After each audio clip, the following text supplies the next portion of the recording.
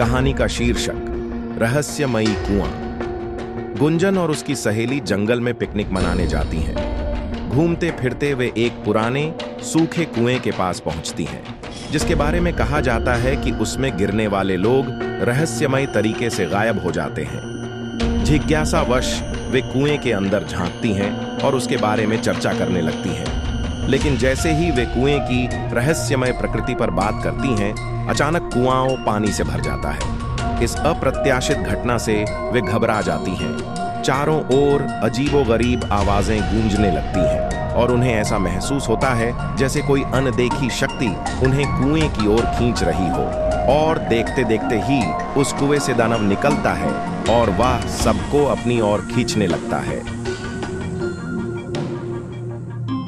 गुंजन अपने सखी को बचाने के लिए एक पेड़ की टहनी से उस दानव पर वार करती है, और पर दानव को कुछ नहीं होता, बल्कि वह दानव गुंजन पर ही वार करता है। गुंजन दूर जाके गिरती है।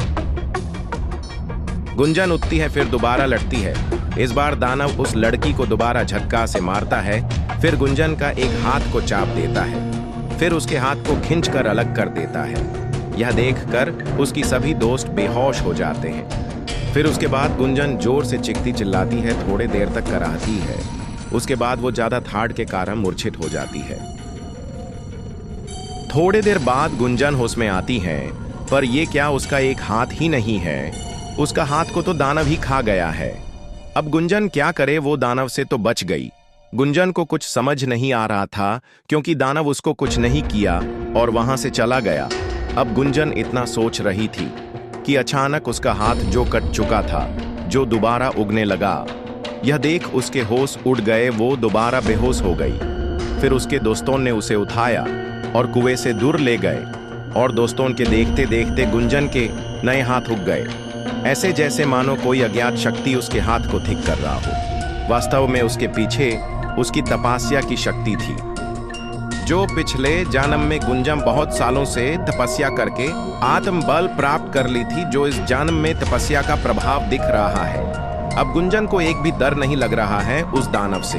गुंजन को ऐसा लग रहा जैसे उस दानव से ज्यादा शक्तिशाली हैं। फिर क्या एक भी समय गवाएं, वो कुएं के पास दौड़ी चले गई। फिर वो कुएं के अंदर गुंजन कुट गई, और देखते देखते वो एक एंटी वर्ल्ड में चले गए, यानी कि वो दूसरी दुनिया में प्रवेश कर गई। अब गुंजन के साथ क्या होगा? क्या गुंजन दूसरी दुनिया में रह पाएगी? क्या गुंजन के साथ बहुत बुरी घटना घटेगी? जानने के लिए इस कहानी का दूसरा भाग जरूर देखें।